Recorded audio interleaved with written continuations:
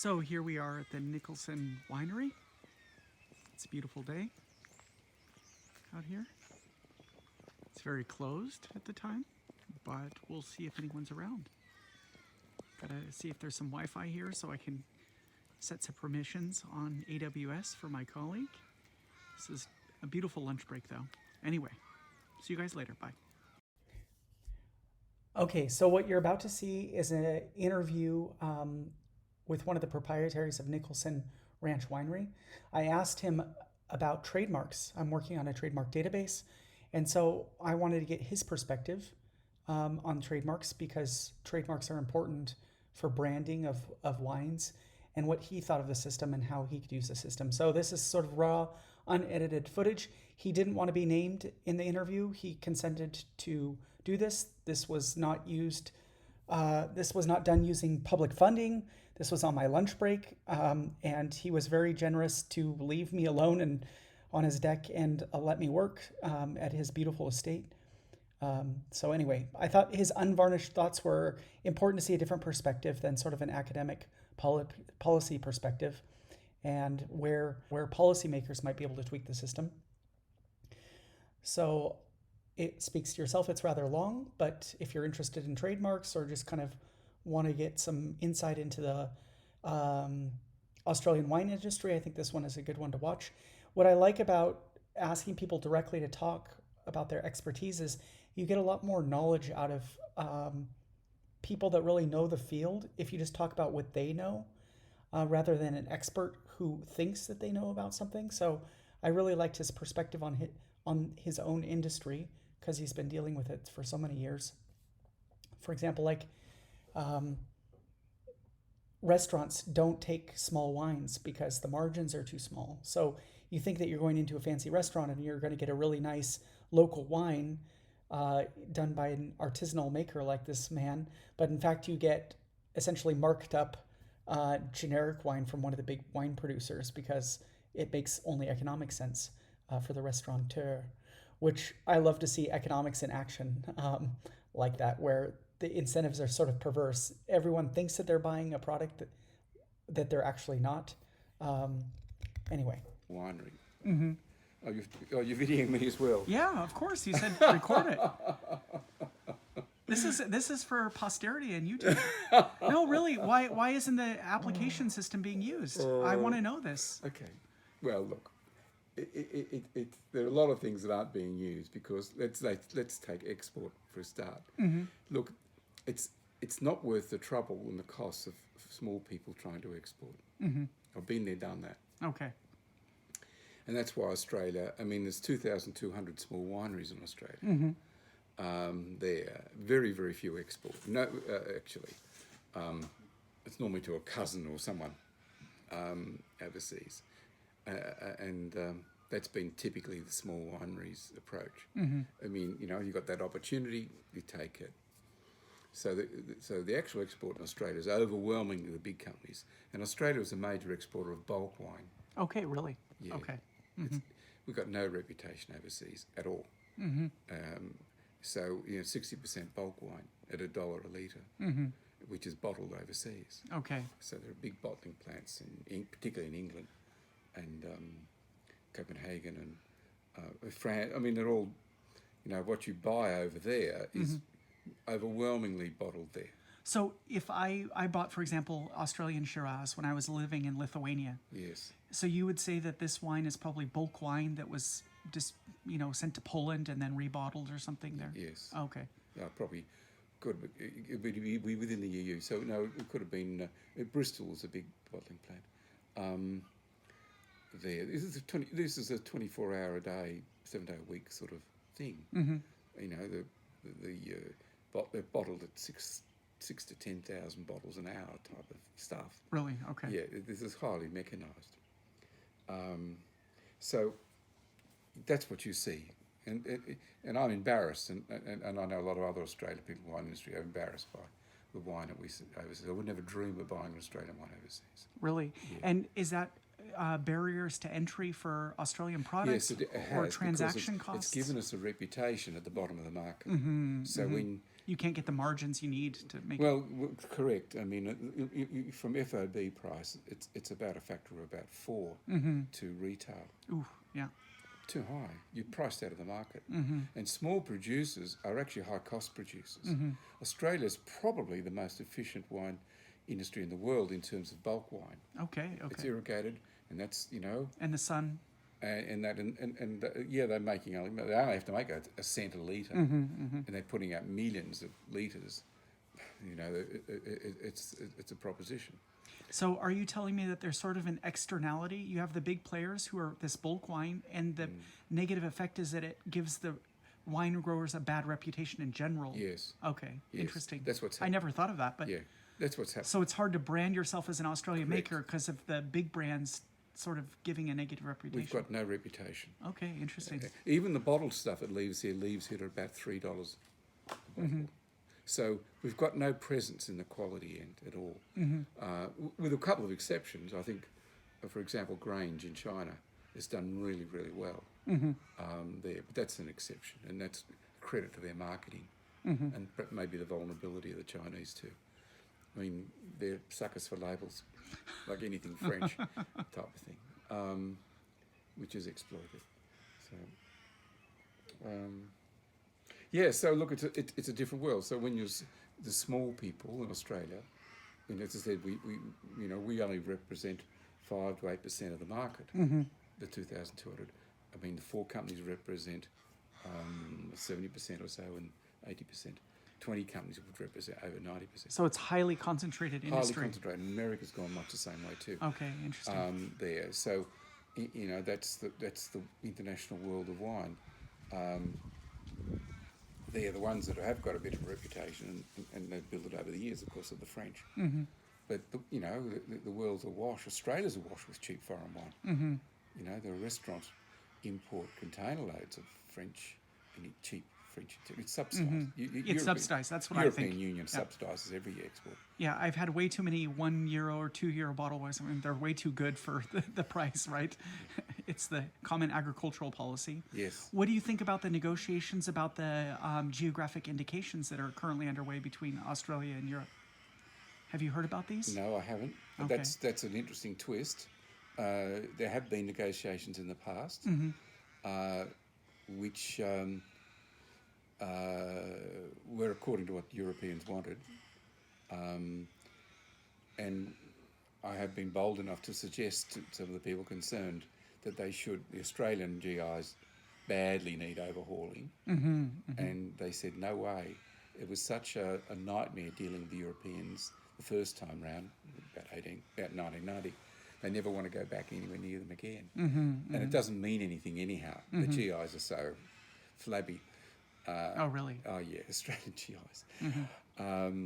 You've got some powerful political regions like the Yarra or Mornington or northeastern Victoria, or Barossa, that market themselves.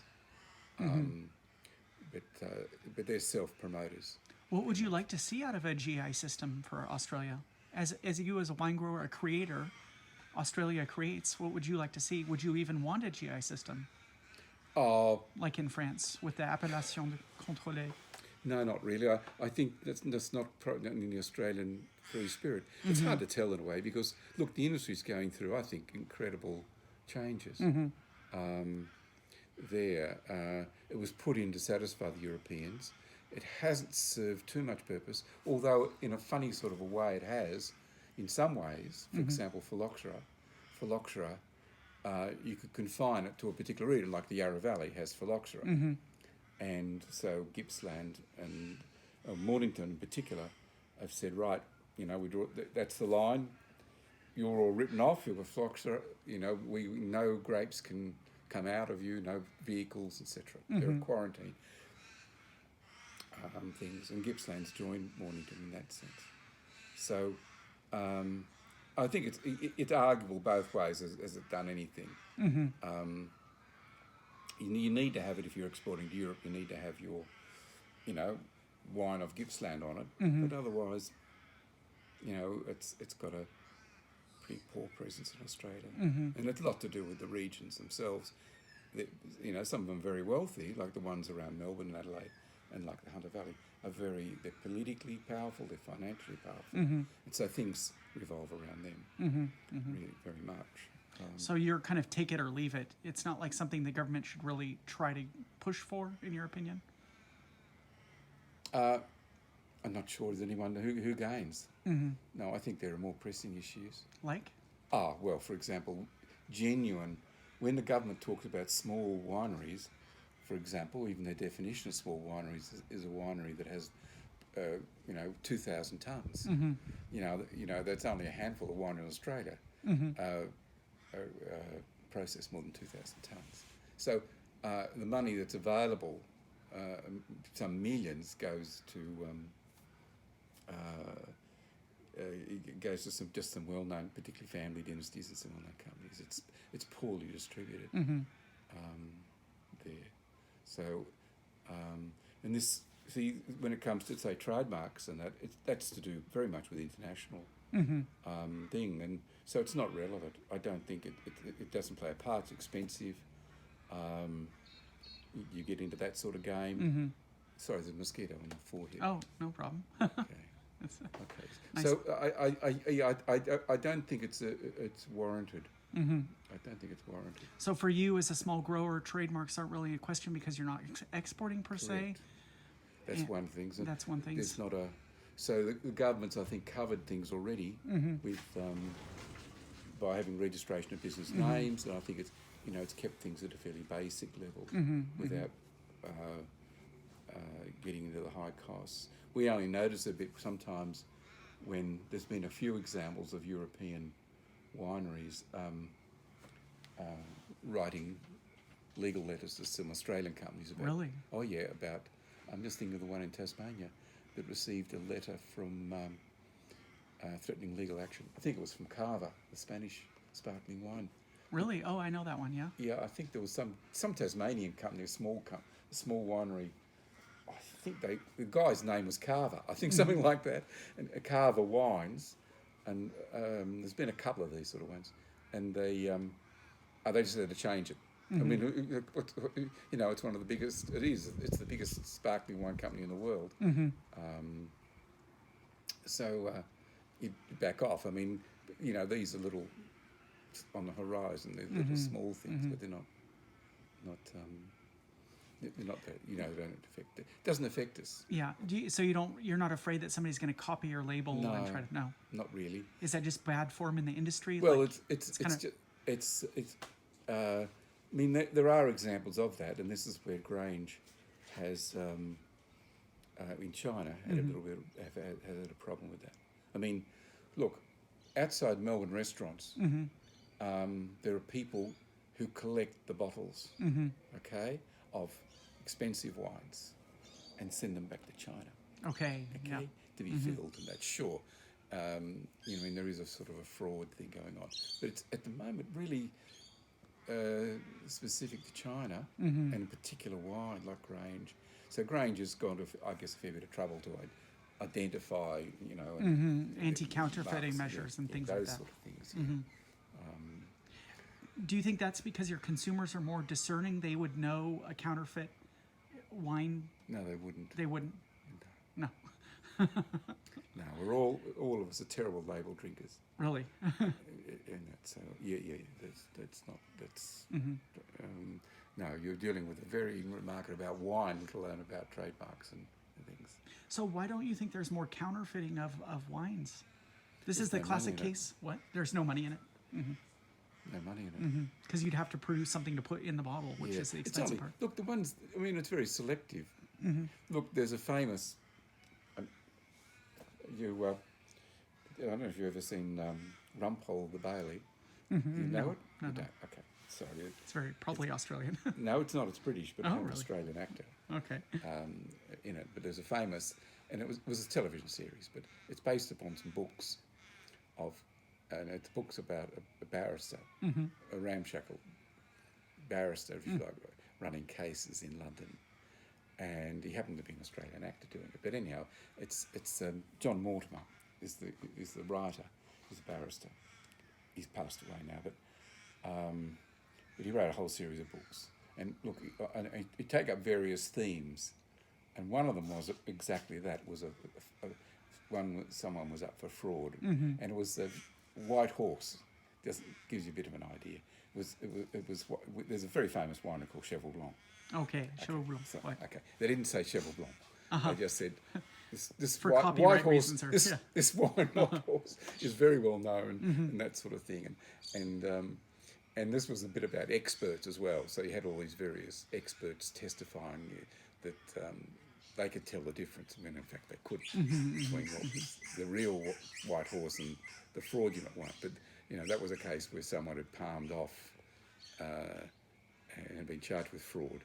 It filled some inferior wine in these labels. But sorry, so it is canvassed around, but it's only in these, in Australia, there wouldn't be the auctions. You wouldn't be more than a dozen wines that bring any sort of money, and they're all about labels. Okay. And the centre of the wine auction world is actually Hong Kong, and where you got it's the wines. Sure, there's a market for Romani Conti and first growths and that there's a market there. So that's where there is money, just as there is in art. Yeah. Okay. So it's kind of like the art market with hyper expensive. If you're going to copy something, do a Van Gogh and don't worry. Don't worry about something else. Okay. I got that. Could you introduce yourself to the audience? No. No. I better not actually, because in a way this is more incidental to what you want to know about, really. I mean, wine's just an example. Yeah, but I mean, exactly. Wine is one creation that has trademarks, so that's what I'm interested in. I don't think you'd find very few in Australia, and there'll only be larger companies that actually have gone to the trouble. Okay, of trademarking. To do that, yeah. I don't have any small wineries at all, and it never comes up. I mean, the big discussions in Australia about what you were asking about, which is appellation control, that sort of thing. They all took place in Australia 30, 35 years ago, and it's never surfaced again. A lot of discussion. There's been a couple of court cases about where the boundaries were drawn and how the judgments were made went against what the wine industry, for example, like Coonawarra, it based its claim to fame on its special soil. And therefore terroir. Although terroir really could mean a lot of things, but when an area which was excluded because it was a grey soil, not a red soil, they took the GI to court, the administrative committee to court, and won. Because the GI didn't align with the actual physical. Well, they brought into other factors like historical associations and so on, and so it tended to be diluted. It was hard to build up an image, and what we thought was a good example, like a unique sort of soil, and the same up in the Hunter Valley, same sort of thing, where that soil ends here and the other soil starts there. Well, that's the boundary. Well, that was done away with. There are other factors taken into consideration, and so I don't think people took it. It's not taken anywhere near as seriously as in France or in Europe in general. The boundaries. There are regional associations, and there are boundaries, and some, like the Yarra Valley, take it very serious, bit more seriously than most. And because they're a wealthy organisation, and you paid many thousands of dollars to belong to them. Oh, really? It's almost like an association then. Yeah. Okay. So they're the guardians of their boundary, and that they feel they've got an image in their market, and they've got quite big budgets, not a big sort of wineries in their membership. Is that a way forward for other small wine growers? Is to form it? No. It only works in a few cases, you think? Well, no, it's only big. This is the sort of area you're talking about for big players. It's for big players with a lot at stake. It's for most people, it's not going to. It's you could say the same about law in general. It's fought out with big players. Yeah, almost in anything. general. Well, I don't think it's any different. Yeah. It's just not it's not worth the trouble. What's there to gain? Mm-hmm. We're all more concerned with just surviving. Don't forget, all the figures are that 90% of small wineries are either going broke, running at a loss, or breaking even, and that's pretty true. That's been the case for years. There's only a few well-known ones are profitable. Is that because winemaking is a form of self-expression? I know a lot of wine owners kind of see that, right? They buy a piece of land that they love and they make a type of wine that they love. Yeah, well, that's right. I mean, I go along with that as a bit of a self-indulgence there, but it's expensive. It's expensive. It's just expensive. It's a small operation. There aren't any economies of scale, and your competitors do have. Economies of scale. Yeah, well, let's take hand picking here. I mean, it costs us anything. Pinot Noir, this is only a small batch, anything $2, $2.50 a bottle, just to pick without doing anything. Without even no processing, no marketing, no transport. Yeah. So don't forget, Australia would be one of the world's leading, and has been for some time, in terms of machine harvesting and that. And it's all French machines. I mean, so Australia's led the way in a sort of mechanisation. The irony is, of course, they're using foreign equipment. Interesting. There's next to nothing made in Australia. It's overwhelmingly 95%. So is it expensive to import the machinery? Yes. Yeah. Yes. Look, a couple of years ago, one of the French companies, if you bought one of these picking machines, they offered you 2 weeks in Paris with you and your wife. Oh, nice. And a visit to the factory. If you bought a machine, if you bought one of their picking machines. So they could afford to do that. Yeah, the margins are huge then on machines. Yeah, well, and it's very specialty industry. And the technology is pretty sophisticated. The old technology was slapping things. Now they literally suck the grapes off, leaves the bunches behind. Sorry, I lie a bit. Sorry, it's ultra vibration, actually, ultra things. And so the grapes just fall off into a conveyor, etc. But anyhow. So if exporting and trademarks or GIs aren't the way forward for small growers to make more margin, what is the way forward? How can the small Australian wine grower assert him or herself in the market? Well, that's a good question. The way I think at the moment we're thinking is to go with having your own restaurant type of thing, and offering more. People are more interested in food than wine, actually. And it's an area... The experience, like out here, the beautiful river, the beautiful wine groves. Offering people an experience. So this is where Australia, I think, has gone. Now, you don't find too many wineries alone now. You could offer some sort of food experience, and people expect it. They come here and they're expecting to get some sort of food there. So that's what I expected. Well, that's the case, and that's how things have gone. So it's different to in France, and we're a bit like America. I think in this regard, they've got there, but I think the Americans have got there's a lot more money thrown at wineries, and their labour costs are pretty low. I mean, okay, so that's a big difference, and their wines are more expensive too. Which is amazing considering their labour costs are so low, but that's, Interesting. So the Americans actually have higher margins then? I think so. Yeah, interesting. Oh, look, I'm not an expert in that, but just an impression I got when I visited there a few years ago.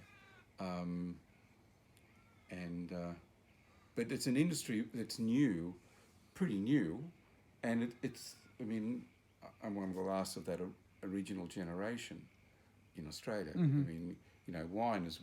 we think about it now, is really only about 50, 60 years old, frankly.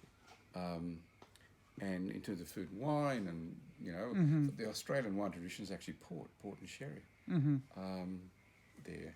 And table wines have always been a very small, but it's only the last 50 or so years that's grown. Okay. And port, now there's very little port made there. So, and the shift to food, and it's only food and wine have been mentioned in the same sentence, and only in the last 20, 30 years, I think, in Australia. And that's a lot to do with European immigrant influence, etc. Lifestyle you know, we are better off and we want to enjoy life and good things in life. And wine is ultimately about pleasure. So there. So where do we go? I think we go towards food, and people come and want to relax and do a good time. You know, we're in a tourist area, and so people from the tourists make up easily the vast majority of our customers. The locals,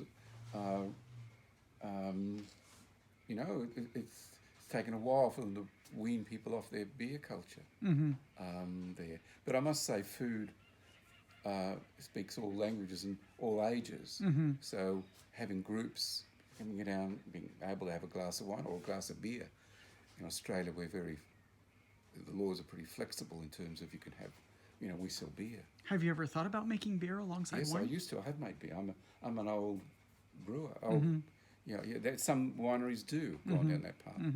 But we're nearing the end of our life now, so it's a bit, you know, this was the big, how do I put it, big bold move. And look at this, in the last, 2-3 months, we've opened it twice and twice been closed down. We were closed down by fires, and now we've just been closed down by the government with COVID-19 and that. So, yeah, look, so it's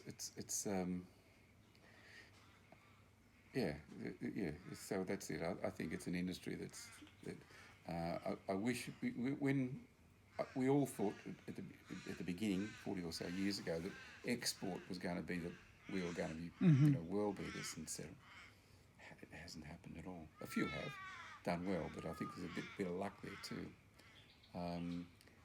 In terms, but I think what's happened generally is we're offering people an attraction, a nice experience, and particularly food attached, a nice, you know, there. So you'll see it everywhere, I think.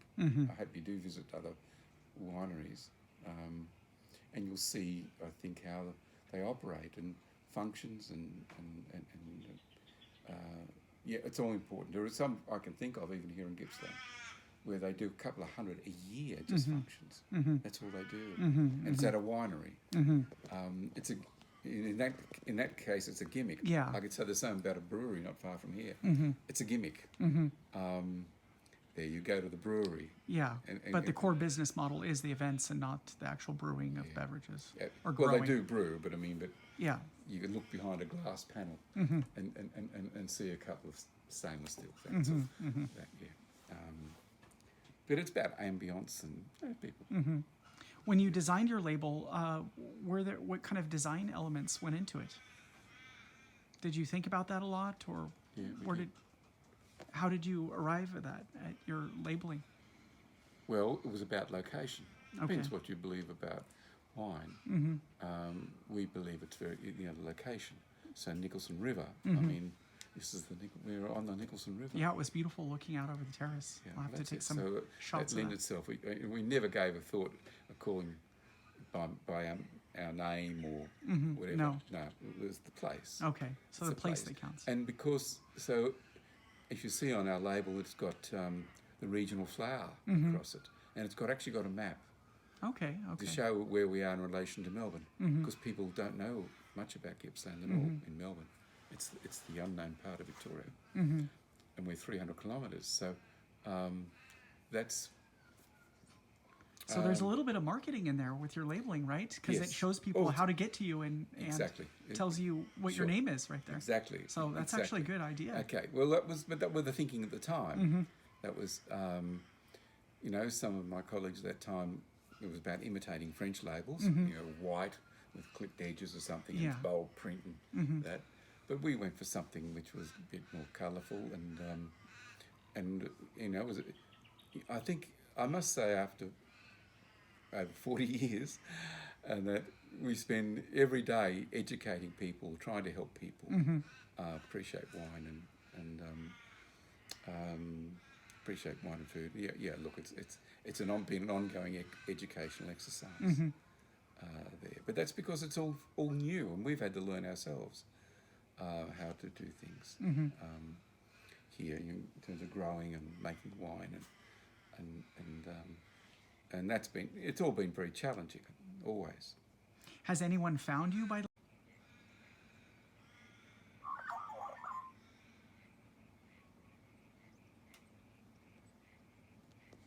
This is the Nicholson River Winery. It's a beautiful place here.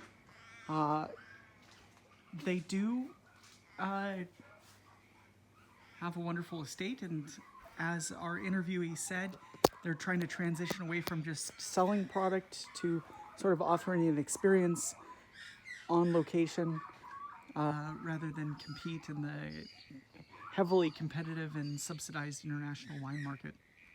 So it's a great place to have a wedding or some other event. Birds chirping. I got to get back to TM Link. Apparently, my manager is going to get me an environment so I can work, a production environment, and I'll be really happy about that. So we'll see if that comes through here in the next few days. I'm looking forward to putting TM Link together. So check in with you guys next time. Bye.